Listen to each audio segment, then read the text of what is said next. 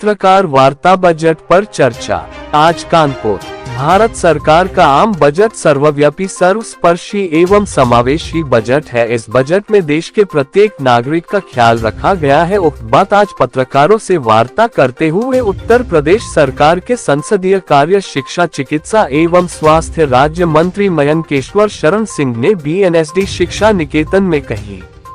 श्री सिंह ने पत्रकार बंधुओं को संबोधित करते हुए कहा कि भारतीय अर्थव्यवस्था एक सकारात्मक पथ पर है और एक उज्जवल भविष्य की ओर बढ़ रही है। बजट में हरित विकास, युवा शक्ति और समावेशी विकास को शीर्ष प्राथमिकताओं के रूप में बांधते हुए पूंजीगत व खर्च का विस्तार करने पर जोर दिया गया। मध्यम वर्ग के लिए जहां एक और नई व्यवस्था के तहत आयकर स्लैब में बदलाव किया गया, मूल छूट सीमा को 2.5 लाख रुपए से बढ़ाकर 3 लाख रुपए कर दिया गया। इसके अतिरिक्त धारा 87A के तहत भी छूट को भी 5 लाख रुपए से बढ़ाकर 7 लाख रुपए कर दिया गया है, जिसका अर्थ कि 7 लाख रुपए तक की आय वाले व्यक्तियों को अब कोई भी भुगतान नहीं करना होगा। देश में स्वास्थ्य के क्षेत्र में 157 नए नर्सिंग कॉलेज खुलेंगे। वहीं स्वास्थ्य और परिवार कल्याण मंत्रालय को 86,200 करोड़ रुपए दिए गए हैं, जो कि वर्ष 21-22 की तुलना में 16% अधिक है। देश को अनीमिया मुक्त बनाने के लक्ष्य के साथ नए नर्सिंग कॉलेज और अनुसंधान केंद्रों को लेकर घोषणा की गई। साल 2047 तक स्किन सेल अनीमिया को खत्म करने के लिए मिशन स्थापित किया जाएगा। स्वास्थ्य और परिवार कल्याण विभाग के लिए कुल 89,155 करोड़, जो कि पिछले साल से 0.34% अधिक है। इसी प्रकार देश के युवाओं से लेकर किसान तक को इस आम बजट में विशेष सुविधाओं के प्रावधान उत्पन्न किए गए हैं। यह बजट निश्चित तौर पर देश को एक नया आयाम स्थापित करने की ओर अग्रसर होगा। बजट पर चर्चा गोष्ठी। भारतीय जनता पार्टी कानपुर उत्तर दक्षिण एवं ग्रामीण जिले के कार्यकर्ताओं एवं आम जनों को बीएनएसडी शिक्षा निकेतन में बजट पर चर्चा करते हुए मयंकेश्वर शरण सिंह ने बतौर मुख्य वक्ता संबोधित करते हुए कहा कि मोदी जी की सरकार इस आम बजट में सभी का ध्यान रखते हुए नए भारत के निर्माण की ओर अग्रसर। भारत की आर्थिक अर्थव्यवस्था को ध्यान रखने के साथ साथ आम जनों की भी जरूरतों का संपूर्ण ध्यान रखा गया है। इस आम बजट में जहां पर मध्यम वर्गीय परिवार को राहत दी गई, वहीं देश के 80 करोड़ से अधिक लोगों को 1 साल तक मुफ्त राशन की योजना को भी आगे बढ़ाने का कार्य किया गया है, जिसमें 2 लाख करोड़ खर्च होंगे।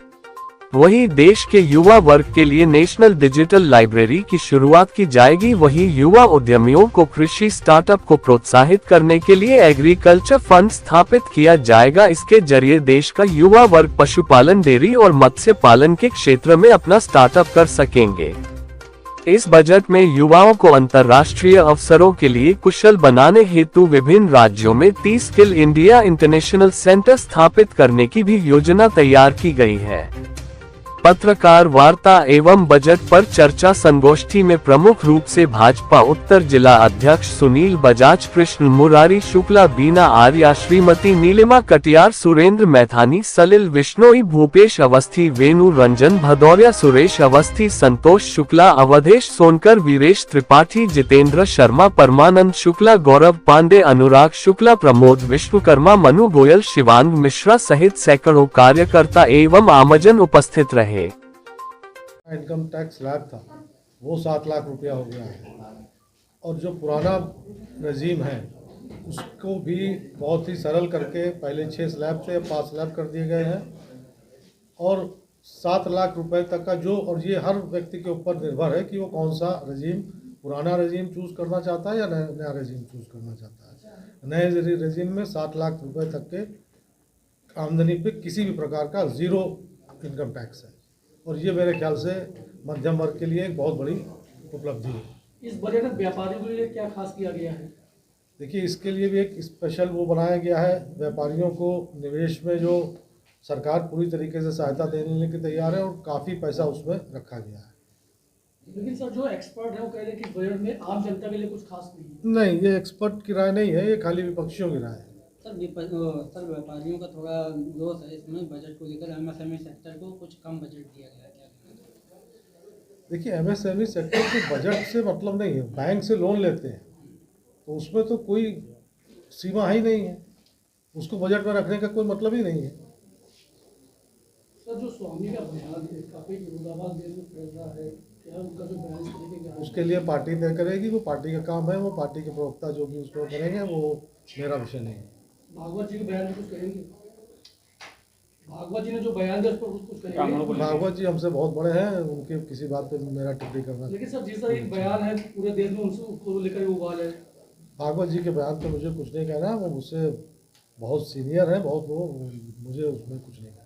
लगता नहीं सर इस तरीके का, इस पद पर रहते हुए इस तरीके का बयान आरएसएस प्रमुख और संचालक इस तरीके का बयान देना कहीं ना कहीं कुछ भावना को ठेस नहीं पहुंचा रहा है? बिल्कुल नहीं, किसी भी तरीके से कोई भावना की ठेस नहीं पहुंच रही है। ये भागवत जी बहुत हम लोग के लिए बहुत परम पूजनीय है, और जो उन्होंने कहा है कोई ना कोई उनका मकसद हो।